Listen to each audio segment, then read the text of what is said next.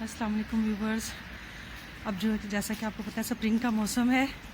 April جو ہے وہ سٹارٹ ہو چکا ہے, اس کا فرسٹ ویک جو ہے وہ ختم ہونے کو ہے, لیکن واسا میں ابھی بھی سنو جو ہے وہ پڑ رہی ہے. موسم میں سنو, ٹھنڈ تو نہیں ہے اتنی, لیکن جیسے کہ آپ دیکھ سکتے ہیں کہ ابھی تھوڑی دیر پہلے ہی سنو سٹارٹ ہوئی ہے, لیکن سنو جو ہے وہ روڈز پر اتنی نظر نہیں آ رہی کیونکہ پہلے بارش تھی اور ابھی بھی کبھی کبھی بارش بھی سٹارٹ ہو جاتی ہے, لیکن گاڑیوں پر جو ہے وہ کافی سنو پڑی ہوئی نظر آ رہی ہے.